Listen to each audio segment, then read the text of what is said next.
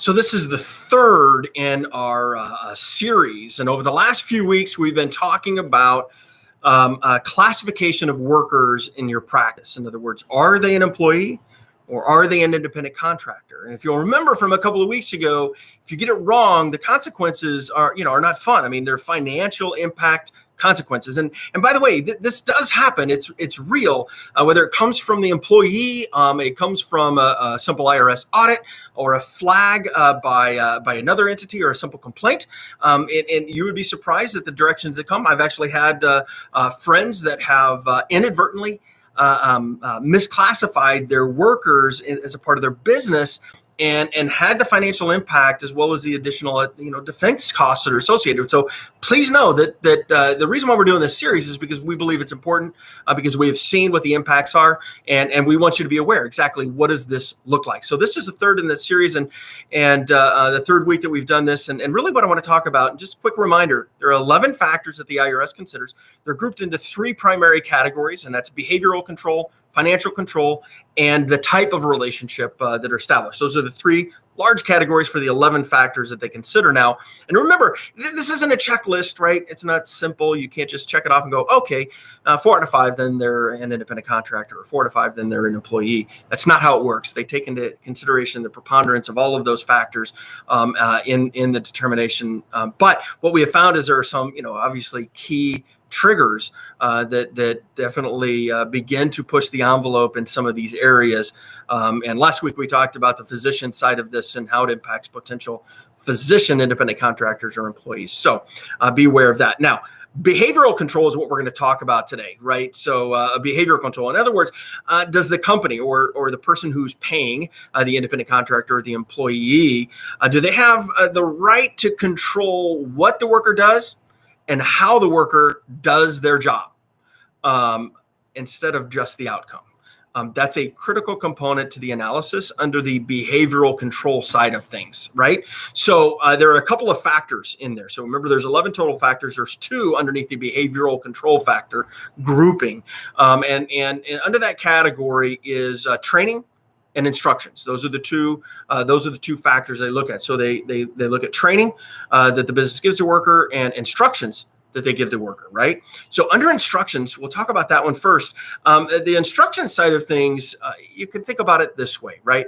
It's when, where, how to do the work, equipment to use, what workers to hire to help with that work.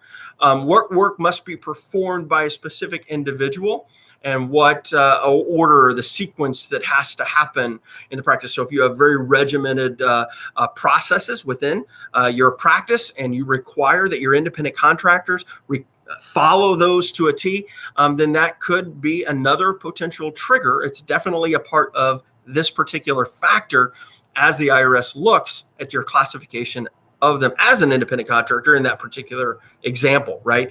So now this is really important. Employees, when you look at it under this particular behavioral category, under the instruction side of things, right?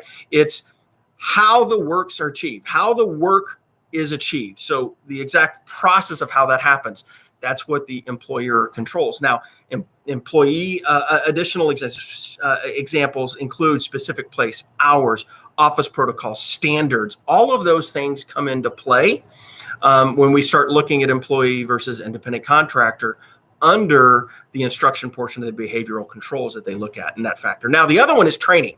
And this is kind of an interesting one because if you think about it, employees can be trained to perform services in a particular fashion, in a particular way. So the more training that's involved to bring somebody up to speed, the less likely that they will be considered to be an independent contractor, right?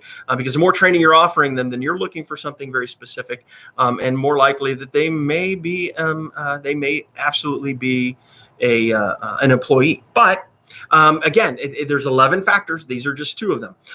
Independent contractors usually use their own methods. In other words, they're bringing their expertise to the table, right? They bring their expertise to the table. In your house, you may hire a plumber, right? They're bringing in their skill set. You're not walking them through and teaching them. Well, let's be honest, you shouldn't be, although sometimes people watch over the shoulders and tell them what they should be doing. They're bringing their expertise and they're actually doing the work. And in your practice, kind of look at it in that same fashion, right? The more training that you give, the less likely that they're going to be an independent contractor, because they should be bringing their own expertise. Now, when you look at all of those factors together, again, these are just two of them, but all of those items within that factor, then it matters. Now, when we start talking about the instructions and training and all, and the behavior, is how much ability do they have to practice in other locations? In other words, can they practice elsewhere? Could they see one of your patients in another location, or can they do the same work that they're doing for you, off-site? Is that a possibility?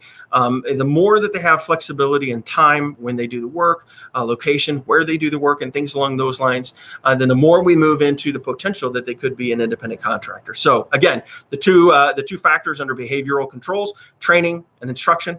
Next week, we're going to talk a bit more about financial control, and then followed by types of relationships. We'll kind of do some summary in there too, and we really want you to be able to nail this and get it right and help your practice out. We'll catch you next week.